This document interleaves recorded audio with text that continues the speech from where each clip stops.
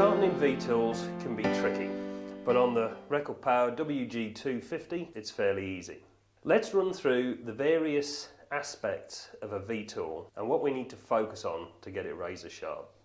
The first thing is that this V-tool is made of two blades forming a V. We've got to make sure that the angle of both of those cutting edges are consistent with each other. What we don't want to see is one wing coming back in this direction and the other one in the opposite. We want to keep them both level.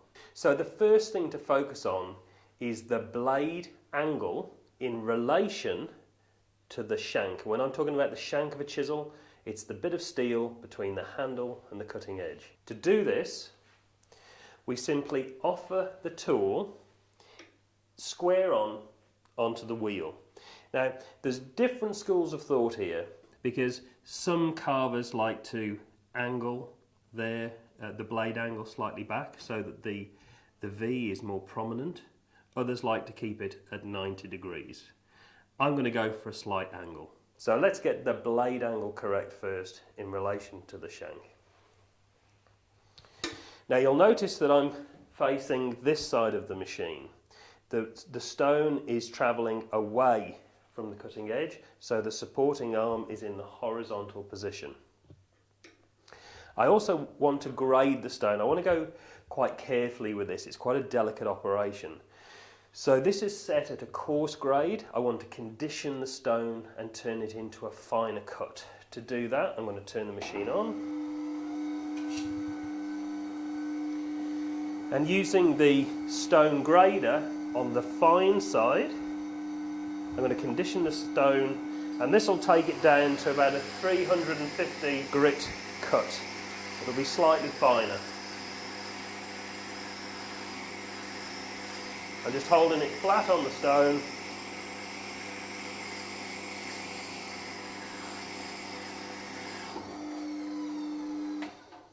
Okay. So to set the blade angle, I'm just going to set it straight face on onto the stone.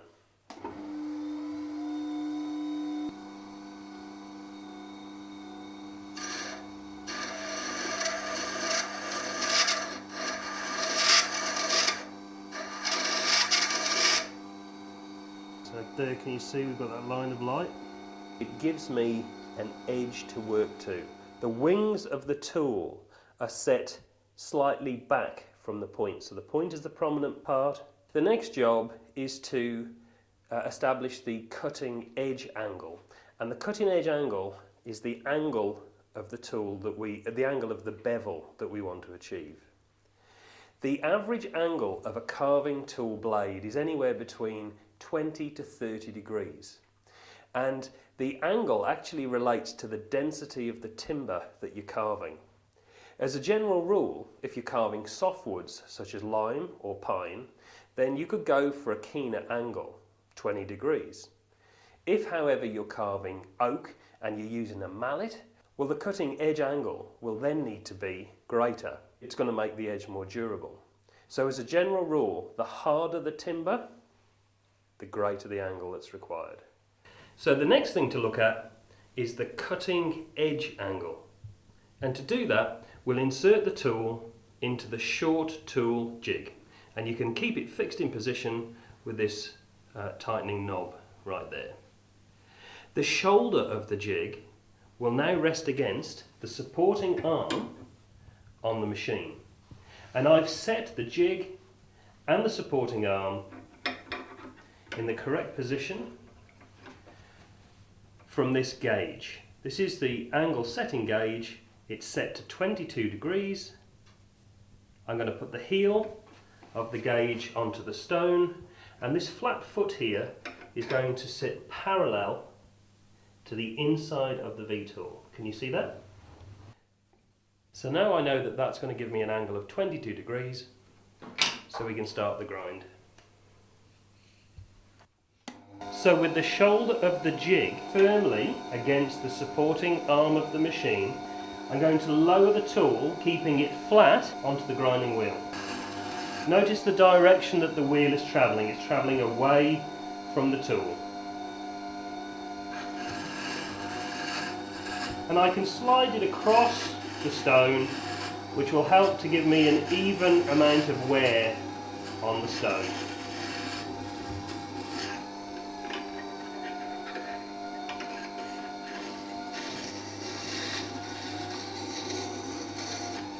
I'm just going to take a look at that grind. Okay, this is giving me a nice consistent angle, and I want to watch the line of light. As that reduces, I've got to be very careful. I don't want to go past that line. If I go too far, then the angle of that wing is going to get reduced. We don't want that.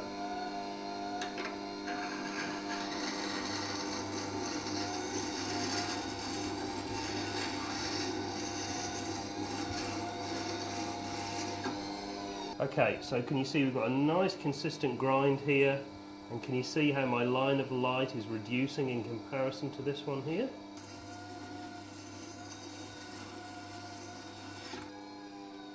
Okay, so I'm happy with that. That's getting really close now. It's time to grind the other wing. Okay, well look, because I'm moving quite a bit of metal, this is actually taking a bit of time. So I'm going to coarsen the wheel up a little bit. It's going to give me a 200 grip. And the beauty of this machine is I can increase that peripheral speed.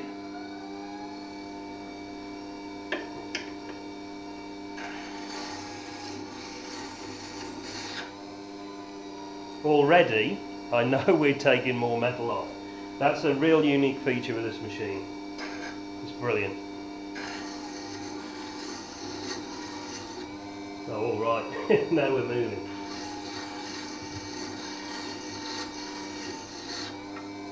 I'll turn that speed back down again. Okay, so I'm getting towards the end of this cut.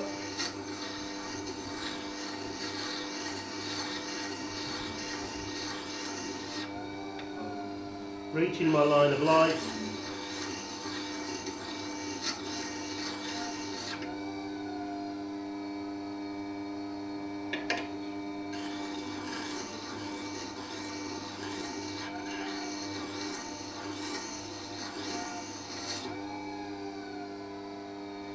Okay, so let's stop right there.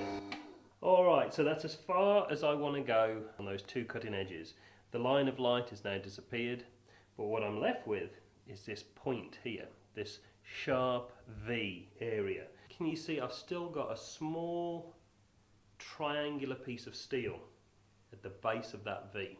This isn't going to cut yet, so we need to remove that. So this is what we want to try and achieve. And here you can see what we're aiming for. Got to remove that sharp point of the V.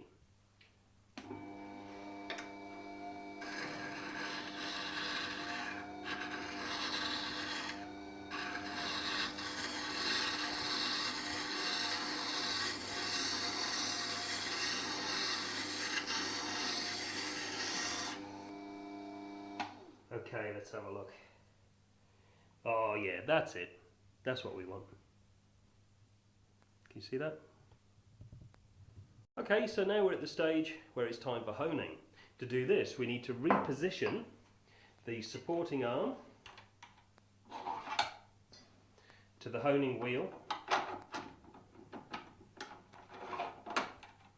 And it's important now we must re-establish the ground edge angle so that we get a consistent angle onto the honing wheel. To do this, simple trick with a marker pen, blacken that edge angle. So what I'm now going to do is just pop that on the arm. You notice I haven't moved the jig from the tool, and what I need to do is adjust the supporting arm to get it to what I think is the right spot to recreate that edge angle. So I'm guessing that that's okay. And all I'm going to do is just simply rotate the honing wheel to see what bit of the marker pen I'm removing. That's really lucky. That doesn't happen very often, but clearly that's perfect angle, because what it's done is it's completely removed the marker pen. I know I've got a consistent angle, and I can just go with that. So I'll turn the machine on. Alright, so this honing wheel has been charged with an abrasive compound.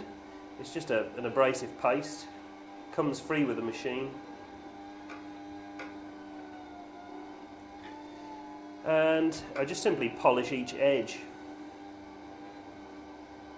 Now the heel, some call it a keel.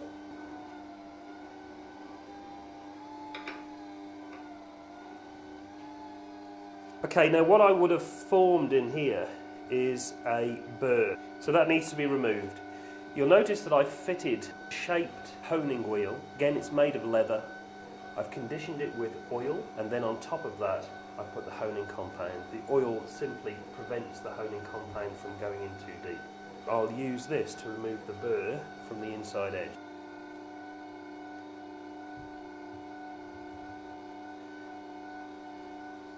And on the other side, back on the face again.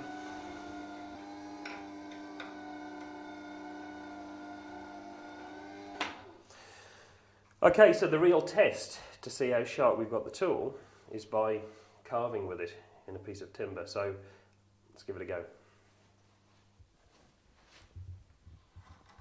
3 areas of the V-tool that I need to check. I need to check each of those wings individually. So that's that one, that's nice and sharp. And now the opposite one, that's nice and sharp. What I'm looking for is drag marks in the timber. If the tool is blunt, what will happen is it will cause little sort of white lines through the timber where it's dragging. So both of the wings are fine.